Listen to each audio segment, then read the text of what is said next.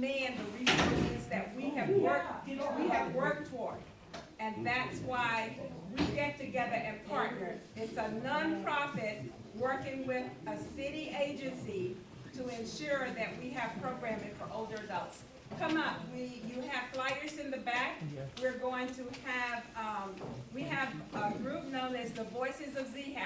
If you can sing or want to sing, come out on Thursday evenings for rehearsal. We have one of the greatest musicians and directors, Miss Butler from St. Ambrose. And also, we will have a concert on December the 16th at the Zeta Center on a Friday. We have free CPR courses. You will get your own mannequin this Thursday night, 1 hour, where we learn to save a life so that when we choke on the chicken bone or the turkey bone at Christmas, we won't have to just stand up and wonder what we're doing. 1 hour, and you will learn what to do to save a life. And it's free. You just have to let me know you want to attend. The brochure is in the back. And this man, I'm here tonight. I'm a full-time volunteer, but I'm here tonight because of what he and you in this community are doing. I want to be a part of it. I, like you, I'm not from Trinidad. I'm from South Carolina and North Carolina, so you probably can tell that. But I think when you find someone working for the common good, you need to join them. And that's why I'm here. Gave up a full-time job in 2009 when we opened the Zeta Center, which is owned by our sorority. And my husband still hasn't figured out how to give up his salary to work free. But he helps me too. He's just not here tonight because he's taking care of his sister. All right. Thank you, Ms. Thomas. It's a job tonight that I think it's from 6 to 8. So if we would go to our pastor, make an appointment, and if you know of jobs that are available, or if you know family members that have jobs that are available, go to your pastor and ask them, is there any kind of way that on your church bulletin every week, that if it's not but one, and can it be put in that bulletin, and then let your members use it? So that's what I say, you know, if you're a church member, church-going person, you do that. And then if you know of a job, then pass it on to someone. And then sometimes we as seniors, we have got to stop sitting back and complain about what our children are not doing. Because they look at us and see things that we don't do, and we need to really be good role models. We need to stop criticizing them, find a choice. When my grandchildren come to me and say, Nana, what is this? I said, I don't know. We can go to the library. We need to find resources like libraries. They are there. And if we don't help our children, then who's going to help them? Then we can't complain. Thank you, Ms. Cole. New York, say what you I'm Catherine Cooper Nicholas, and I'm the director of Sisters Saving the City. And we have a facility on 4236 Pimlico Road at the corner of Loyal and Northway. And I'm everywhere. I'm everywhere. I love our young people, but I find I have a good group of young people, 40 to 50 in the summertime, but once school opens, I can't find it. We have about 5 different programs for youth ages 14 to 21. Right now, the one that is really working is the hip-hop dance one. That's on Wednesday nights. But we also are teaching science, technology, engineering, art, and math, where they can learn robotics, they can learn about drones, they can learn animation, also fitness and health programs. But I don't know where they are. My assistant here, she's 18 years old. She was in my summer program. I ended up hiring her. But we've been out, giving out flyers. I don't know what it is to get our young people motivated. We've been to the schools. I mean, people give me tips, but I just like to know what they're doing. What are the kids doing when, well, I can't go back to when I was a teenager. I mean, it's a whole different lifestyle now. But I'm saying, if you have young people in your block, and you know they're not doing nothing but hanging on their porch, then I'm asking you, we have flyers up here. You can take a flyer with you. Please share the flyers. We have a fantastic website, sistersavingthecity.com. You will see videos that our young people did this summer. They talked about how much it meant to them to be part of that program. You know, if we want to take care of our children need to be exposed beyond sitting on their porch and hanging in their house.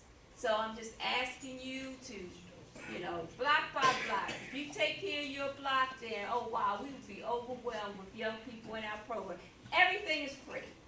It's free. And then we help them get jobs in the summertime. Thank you, Thank Captain. you. Who's next? What is my name? I'm from the Health Park community. And I've been a community activist since about 1958. I don't know if y'all remember Berta Welcome. You know, when she was, we started the first Democratic club in my family's house in the 5th district. So I've been a community person ever since then. I listen to both sides of the news, the negative side, the positive side. My concern is, when the news reporting, it's always negative, never nothing positive.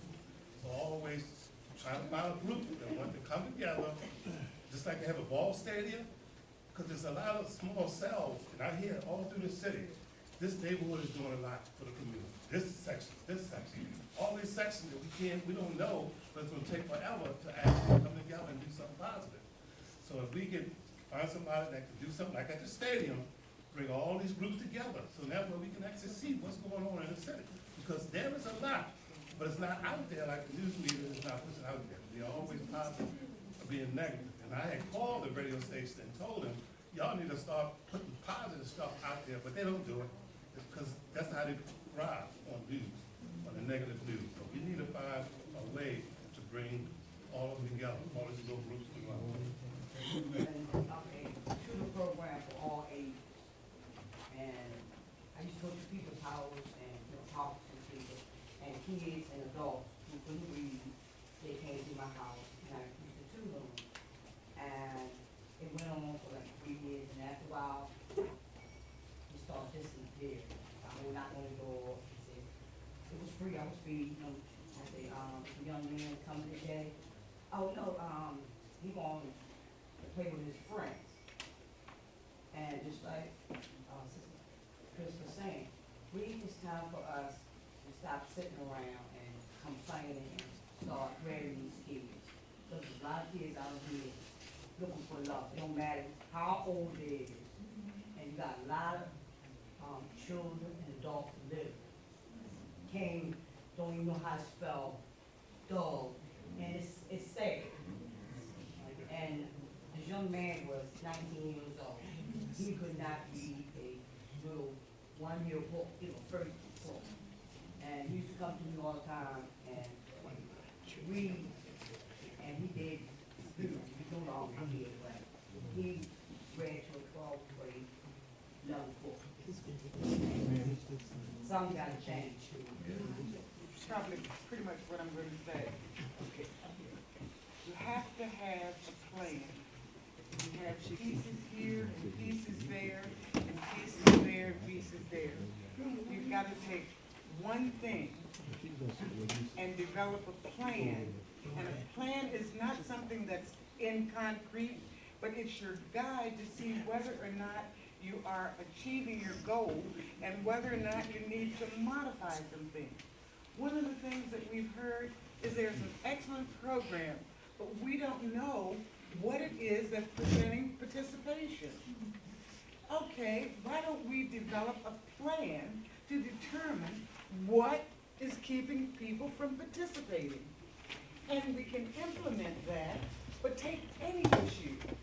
If I hear another person say that we need jobs without giving me the demographics for why we need a job for who and what types of jobs we have or want, you've got to have a plan. If you don't have a plan, you'll never achieve a goal. One of the things that I'd love to see is that we go into the school and develop a single parent program for the young women. I want to see a plan. Go to the school board, say, look, we want to do this, and this is our plan, and this is what we hope to accomplish. but you've got to have a plan. We've got to stop functioning by emotion. We've got to stop functioning without thinking through things.